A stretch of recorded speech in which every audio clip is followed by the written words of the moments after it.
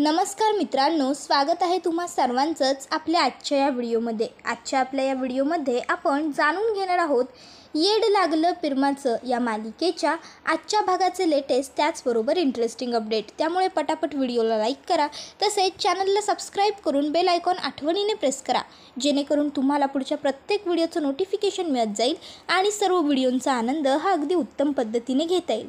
मित्रांनो, पहिल्याच स्क्रीनशॉटप्रमाणे तुमच्या लक्षात हे तर आलं असेल की आता राया, जय त्याचबरोबर निकी आणि मंजिरी या चौघांचीही लग्न मोडलेली आहेत। आता नेमकं काय घडलं, लग्न कशी मोडली, हे सगळं आपण या व्हिडिओमध्ये पाहणार आहोत। तर आता इथे जीजी म्हणत असतात की जोवर माझी मुलगी सापडत नाही तोवर लग्न पुढे चालवायचं नाही, इथेच थांबवायचं, विधी पुढे होणार नाही। त्याबरोबर लगेचच आता निकी म्हणायला लागते, तुमची मुलगी हरवली आहे ना, मग तुमची मुलगी तुम्ही शोधा की, आम्ही दोघं आहे नव्हे इथंच, मग आमचं लग्न विधीवर टायमातच व्हायला हवं। ओ गुरुजी, ह्यांचं काय ऐकू नका तुम्ही, चला सुरू करा। आणि ओ, तुमची मुलगी हरवली आहे ना, मग जा तुम्ही शोधा की, तिकडं जावा, इथं थांबू नका, जावा। गुरुजी सुरू करा। आता गुरुजी काही लग्नविधी सुरू करत नसतात। मग लगेचच आता निकी रायाला म्हणते, राया आता तूच सांग, सुरू कर म्हणावं यांना। त्याबरोबर आता राया हात पुढे करतो आणि गुरुजी हे लगेचच विधींना सुरुवात करायला लागतात। आता विधी सुरू झालेले असतात, मंगलाष्टका होत असतात। इकडे जयला मात्र खूप जास्त राग आलेला असतो, कारण मंजिरी ही कुठे गेलेली असते हे कोणालाही माहीत नसतं। उपस्थित असलेल्या लोकांपैकी कोणीही खुश नसतं, कारण रायाचं निकीबरोबर लग्न व्हावं ही फारशी काही कोणाची इच्छा नसतेच। त्यानंतर आता गुरुजी हे आता वराने वधूच्या गळ्यात मंगळसूत्र घालायचं असं सांगतात। त्याबरोबर शशिकला मंगळसूत्र आणून रायाच्या हातामध्ये देते आणि त्याच्याकडे आता बघत नको बसू, घाल ते निकीच्या गळ्यामध्ये असं देखील सांगत असते। त्याबरोबर आता तिकडे लगेचच जीजी येते आणि जीजी रायाला म्हणत असते, राया नको घालूस मंगळसूत्र, अजूनही विचार कर राया, आता नको घालूस मंगळसूत्र। त्याबरोबर आता इकडे निकी ही रायाच्या कानात हळूच पुटपुटते, राया मंगळसूत्र घातलं नाहीस तर त्याचे परिणाम काय होतील हे तुला माहीत आहे ना। त्याबरोबर लगेचच आता मात्र रायाचा नाईलाज होतो आणि लगेचच तो निकीच्या गळ्यामध्ये मंगळसूत्र घालण्यासाठी आपले हात पुढे करतो। आता इतक्यात त्या ठिकाणी मंजिरी आलेली असते आणि आता मंजिरी ही थांब राया असं जोरात ओरडते। त्याबरोबर लगेचच राया थांबतो आणि आता मंजिरी ही वरती त्या ठिकाणी आलेली असते। आता मंजिरी तिकडे येते आणि रायाला म्हणायला लागते, राया थांब, तुला निकीशी लग्न करण्याची काहीसुद्धा गरज नाही आहे, याच्यासाठीच तू निकीशी लग्न करत होतास ना, असं म्हणत आता ती रायाला ती चिठ्ठी दाखवते। आता राया चिठ्ठी बघतो आणि त्यालासुद्धा शॉक लागतो की ही चिठ्ठी हिच्या हातात कशी काय। त्याबरोबर लगेचच आता पुढे मंजिरी ही आता रायाला म्हणत असते, मला कळलं आहे खरं, तुला आता निकीबरोबर लग्न करण्याची काहीच गरज नाही आहे, कारण मी स्वतः पोलीस स्टेशनमध्ये जाऊन स्वतःचा गुन्हा कबूल केला आहे। मी जाऊन सांगितलं आहे पोलिसांना की अण्णांचा अपघात हा माझ्या टेम्पोमुळे झाला होता म्हणून।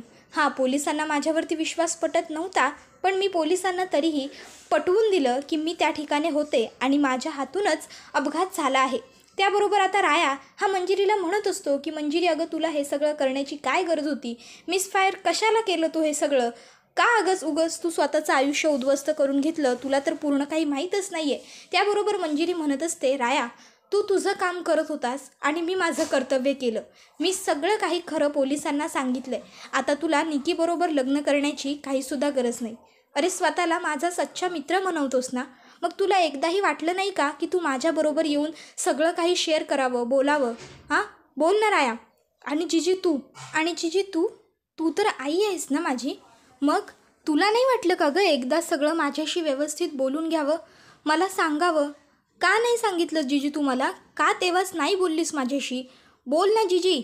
आता मात्र मंजिरी प्रश्न विचारत असते, पण जीजीकडे मंजिरीच्या कुठल्याही प्रश्नाचं उत्तर नसतं। जीजी मंजिरीला सांगतात की हे बघ, माझ्याकडे सध्या तुझ्या सर्व प्रश्नांची उत्तरं नाही आहेत, मला तू पहिलं हे सांग की तुला ही चिठ्ठी कुठे सापडली, कारण ही चिठ्ठी तर मी, त्यावर लगेचच जीजीला आठवतं की तिने तर ती चिठ्ठी त्या गीतेच्या पुस्तकामध्ये लपवून ठेवली होती। त्याबरोबर मंजिरी सांगत असते की ही चिठ्ठी मला तिथेच सापडली जिथे प्रत्येक अडचणीत असलेला व्यक्ती जातो।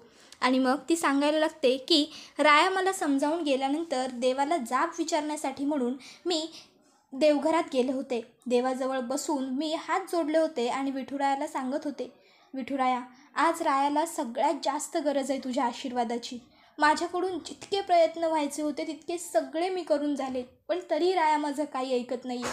आता या सगळ्यातून तूच वाचवू शकतोस त्याला. अरे मी माझ्या मित्राला हे असं अडकताना नाही बघू शकत. विठुराया, काहीतरी घडवून आण, काहीतरी चमत्कार कर आणि रायाला सद्बुद्धी दे. रायाने निकीबरोबरचं लग्न मोडू देत. राया का करतो हे सगळं ना मला काहीच कळत नाही आहे विठुराया. पण आता सगळं तुझ्या हातात आहे.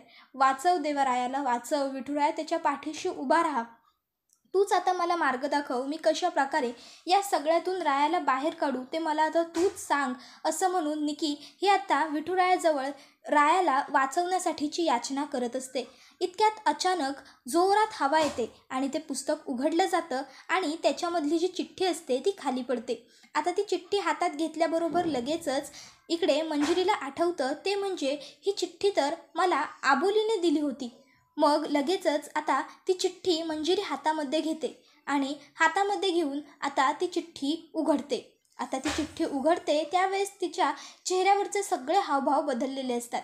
कारण त्यामध्ये असं स्पष्ट आबोलीने लिहून तिला दिलेलं असतं की मंजिरी, राया हे सगळं फक्त आणि फक्त तुला वाचवण्यासाठी करतोय. खरं तर अण्णांचा अपघात हा तुझ्या टेम्पोने झाला होता आणि म्हणूनच आता त्या गोष्टीचं भांडवल करून निकी ही रायाबरोबर लग्न करण्याचा प्रयत्न करते. आता मंजिरीला ही गोष्ट तर कळालेली असते की राया हा माझ्यासाठी निकीबरोबर लग्न करतोय. त्याचबरोबर तिला आता हेही कळालेलं असतं की अपघात हा माझ्यापासून झालेला आहे. मग काय, आता लगेचच इकडे मंजिरीने पोलीस स्टेशनला जाऊन सगळी कबुली दिलेली असते आणि आता ती रायाला सांगत असते हे सगळं कळल्याबरोबर मी ताबडतोब पोलीस स्टेशनला जाऊन पोलिसांना सगळं खरं सांगून टाकलं. राया, आता तरी नको करूस हे सगळं, नको करू निकीशी लग्न, थांबव हे सगळं. त्याबरोबर लगेचच आता राया हा मंजिरीला म्हणत असतो, मंजिरी का केलंस तू हे सगळं. त्याबरोबर मात्र आता इकडे मंजिरीकडे काहीच उत्तर शिल्लक राहिलेलं नसतं. तर इथे आता निकी म्हणायला लागते, राया अरे हे बघ, हे सगळं ऐकण्याची तुला काही गरज नाही आहे. ए मंजिरी तू गप ग. राया ऐक ना माझं, हे बघ ही उगाचच्या उगाच तुला फसवतीये, काहीही सांगतीये. तू हिच्यावर विश्वास नको ना ठेवूस, तू माझ्यावर विश्वास ठेव ना. ऐक ना माझं, नको मोडूस आपलं लग्न. तू चल, तू माझ्या गळ्यात मंगळसूत्र घाल. आता इकडे लगेचच जिजी ही निकीला म्हणायला लागते, निकी गप्प बस. आता राया तुझ्या गळ्यात मंगळसूत्र घालण्याचं काहीही कारण नाही आहे. कारण आता मंजिरीने तुझ्या गळ्यात रायाला मंगळसूत्र घालण्यासाठी जे कारण होतं ते संपवलेलं आहे. त्यामुळे आता राया तुझ्याबरोबर लग्न करणार नाही. आलं लक्षात. आता जिजीने इकडे निकीला अगदी स्पष्टपणे सांगून टाकलेलं असतं की आता राया हा तुझ्याबरोबर लग्न करणार नाही आहे. तर आता दुसरीकडे राया हा म्हणत असतो, नाही जिजी हे असं होऊन नाही चालणार. आता रायाने असं म्हटल्याबरोबर सगळेजण त्याच्याकडे आश्चर्यचकित होऊन बघायला लागतात. तर इकडे आता राया हा मंजिरीला म्हणत असतो, मिस फायर तुला हे सगळं करण्याची काय गरज होती, का केलंस तू हे सगळं. आणि जिजी तू, अगं तू तरी कशाला ठेवलं ती चिठ्ठी तिथे. त्याबरोबर लगेचच पुढे जय हा म्हणायला लागतो की बाद झाला, आता तू हिला कितीही वाचवण्याचा प्रयत्न केलास ना तरीसुद्धा आता हिला हिच्या कर्माचं फळ हे मिळणारच. त्याबरोबर लगेचच इकडे आता निकीसुद्धा म्हणायला लागते की हो बरोबर आहे तुझं जय, तू हिला अटक करच आणि घेऊन जा, ताबडतोब घेऊन जा हिला आणि आयुष्यभर हिला जेलमध्ये सडत राहू दे. एका बापाला हिने मुलीपासून वेगळं केलेलं आहे, हिला जेलमध्ये टाकलंच पाहिजे. त्याबरोबर आता मात्र रायाला खूप जास्त मंजिरीचा राग आलेला असतो आणि तो ओरडतो लगेचच निकीवरती आणि निकीला म्हणायला लागतो, आत्ता तुला तुझ्या बापाचा कणव आलाय का गं. आत्ता समजतोय तुला तुझा बाप. ज्यावेळेस तुझा बाप मेला त्यावेळेस तू त्याचा बाजार केलास आणि त्या बाजारात माझ्याशी लग्नाचा सौदा करत होतीस आणि आत्ता तुला बापाची एवढी हे झाली आहे का गं, काळजी वाटते. खूप हुशार आहेस की गं तू निकी. आणि मग लगेचच आता राया निकीला ओरडतो. त्याबरोबर निकी गप्प बसते. मग राया जिजीकडे फिरतो आणि जिजीला म्हणत असतो, आणि अगं जिजे तू, अगं कशाला ठेवली तू ती चिठ्ठी तिथं. जर त्यावेळेसच तू ती चिठ्ठी जाळून टाकली असती तर ती चिठ्ठी मिस फायरच्या हातालाच लागली नसती आणि जर तिला ती चिठ्ठी सापडली नसती तर आज तिने हे जे काही करून घेतलं आहे ते तिला करता आलं नसतं, तिला कधीच समजलंच नसतं गं हे सगळं. त्याबरोबर लगेचच आता जिजी ही रायाला सांगत असते, हे बघ राया, तुझ्याकडून जे सगळं करायचं होतं ते सगळं तू केलं, तू तुझं कर्तव्य अगदी व्यवस्थितपणे पूर्ण केलं आहेस. पण खरं तर जे देवाच्या मनात होतं तेच घडलं. मंजिरी पोरी, मला तुझा खूप अभिमान वाटतोय. तुझ्यासारखी पोरगी प्रत्येक आईला असायला हवी. अगं काही तुझ्याऐवजी जर दुसरी कोणी मुलगी असती तर कदाचित चिठ्ठी वाचूनही तिने कबुली दिली नसती, पण तू चिठ्ठी वाचल्याबरोबर सगळ्या गोष्टींची कबुली दिलीस. त्यावर आता लगेचच इकडे मंजिरी म्हणायला लागते, जीजी चला आता मला जायला हवं. राया आता तर नाही करणार ना तू निकीशी लग्न? निकीशी लग्न करण्याचं कारण मी खोडून काढलं आहे असं ती म्हणते. आणि पुढे रायाला हेही सांगते की मी माझ्या मित्राचं आयुष्य असं उद्ध्वस्त होताना नाही बघू शकत. आता मात्र पोलीस हे तिकडनं मंजिरीला घेऊन चाललेले असतात, तर इथे मात्र निकी रडायला लागलेली असते आणि ती खाली कोसळलेली असते. मंजिरीला मात्र पोलीस आपल्याला घेऊन जात आहेत या गोष्टीबद्दल अजिबात खंत वाटत नसते, पण तिने रायाचं आयुष्य वाचवलं याचं तिला एक वेगळं समाधान असतं. इतक्यात आता राया त्याचबरोबर सगळी फॅमिली, जीजी ह्या सगळ्याच जणी पुढे आलेले असतात आणि आता सगळेजण रडत असतात आणि सगळ्यांना मंजिरीची खूप काळजीही वाटत असते. तर इकडे आता जय लगेचच लेडीज कॉन्स्टेबलना सांगतो ताबडतोब हिला आतमध्ये टाका. त्याबरोबर लगेचच आता लेडीज कॉन्स्टेबल मंजिरीला जेलच्या आतमध्ये टाकतात आणि मग मंजिरी ही लॉकअपमध्ये असते आणि जय हा बाहेरून तिच्याकडे बघत असतो. त्याला मंजिरीचा खूप राग आलेला असतो.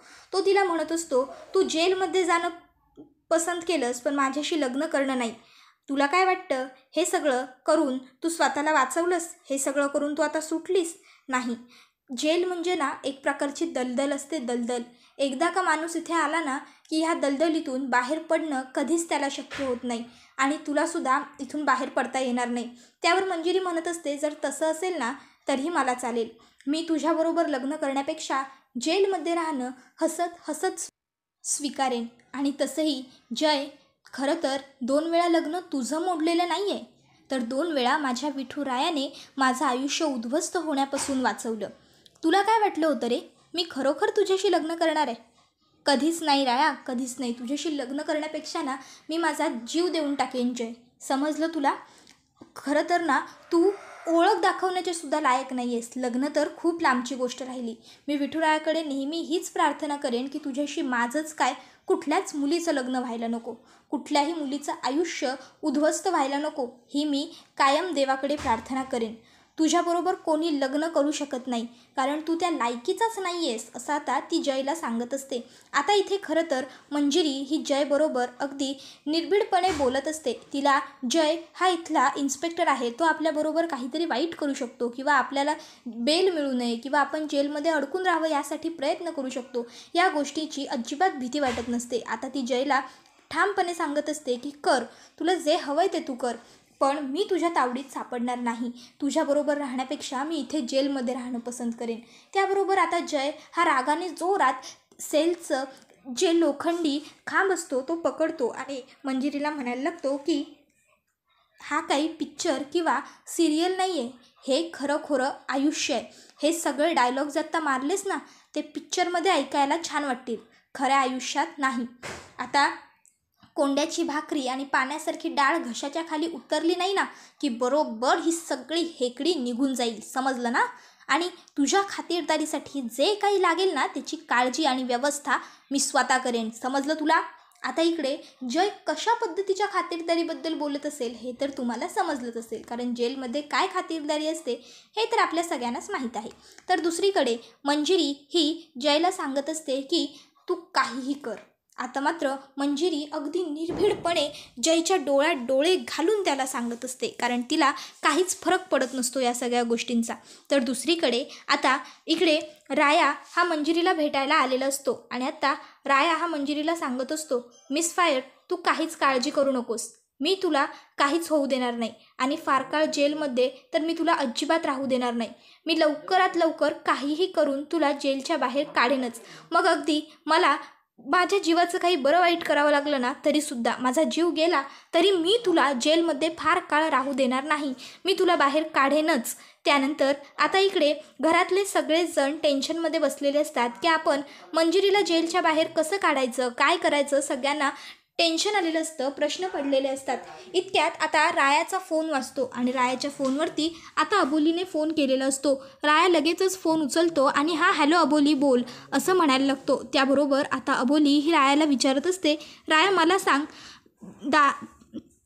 अण्णांचा जेव्हा अपघात झाला तेव्हा त्यांनी दारू प्यायली होती का?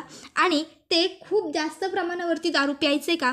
कारण काय आहे पोस्टमॉर्टम रिपोर्टमध्ये त्यांच्या अल्कोहोलचं प्रमाण खूप जास्त सापडलं आहे, त्यामुळे मी तुला हा प्रश्न विचारते आहे, नीट सांग. त्याबरोबर आता राया हा जरा विचार करतो आणि विचारपूर्वक तो आता अबोलीला सांगतो की नाही गं, खरं तर अण्णा हे अजिबातच दारू वगैरे नाही प्यायचे. त्यांना डॉक्टरांनी दारू पिण्यासाठी बंदी केली होती. आता हे ऐकून अबोलीला सुद्धा खूप मोठा धक्का बसलेला असतो की हे कसं काय होऊ शकतं.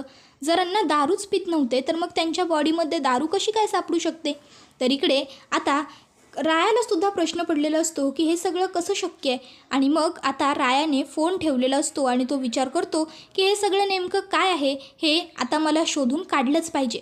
इतक्यात जीजी रायाला विचारते, काय रे राया, काय झालं. त्यावर आता राया हा जीजीला सुद्धा सांगतो की अण्णांच्या शरीरामध्ये दारू खूप जास्त प्रमाणात सापडले. नेमका हा काय प्रकार आहे, काय घोळ आहे, हे सगळं आता शोधून काढलंच पाहिजे. मित्रांनो, हा व्हिडिओ तर इथेच संपतो, पण पुढे आता पाहणं हे इंटरेस्टिंग ठरणार आहे की आता अण्णांना दारू नेमकी कोणी पाजली असणार. आणि जर यामध्ये निकी किंवा जय ह्या दोघांपैकी एकाचा जरी कोणाचा हात सामील असेल तर आता तो कशा पद्धतीने राया शोधून काढणार आणि मग तो मंजिरीला कसं जेलच्या बाहेर काढणार आणि पुन्हा एकदा आपली मंजिरी आणि राया आपल्याला एकत्र आलेले पाहायला मिळणार. खरं बघायला गेलं तर मित्रांनो, आपल्या मित्रासाठी खंबीरपणे उभं राहण्यासाठी सुद्धा धाडस लागतं. जर मंजिरीने विचार केला असता तर ती जयबरोबर लग्न करून तिथून निघून जाऊ शकली असती, पण तरीसुद्धा मंजिरीने असं न करता तिने आपल्या गुन्ह्याची कबुली दिली आणि स्वतः ती शिक्षा भोगायलासुद्धा तयार झाली. नाहीतर जर मंजिरीऐवजी कदाचित दुसरी एखादी मुलगी असती तर तिने ती चिठ्ठी वाचून ती तिथेच फेकून दिली असती किंवा जाळून वगैरे टाकली असती, पण आपल्या गुन्ह्याची कबुली दिली नसती जेणेकरून आपल्याला शिक्षा होऊ नये. पण मंजिरीने तसं न करता स्वतःच्या गुन्ह्याची कबुली दिली आणि शिक्षा भोगायला देखील तयार झाली. पण मग आता एक उत्तम मित्र म्हणून रायासुद्धा पुन्हा तिच्या पाठीशी खंबीरपणे उभा राहिला आणि मी काही करून तुला सोडवेनच असा विश्वास त्याने मंजिरीला दिला आहे. आणि मित्रांनो, वाईट काळामध्ये विश्वास ही अत्यंत महत्त्वाची गोष्ट असते. तुम्हाला काय वाटतं ते आम्हाला कमेंट करून नक्कीच सांगा. त्याचबरोबर आपल्या व्हिडिओला लाईक करा, चॅनलला सबस्क्राईब करा आणि बेल आयकॉन प्रेस करा. हा व्हिडिओ तर आता इथेच संपतो. पुढचा व्हिडिओ येईपर्यंत टाटा, बाय बाय, धन्यवाद, टेक केअर.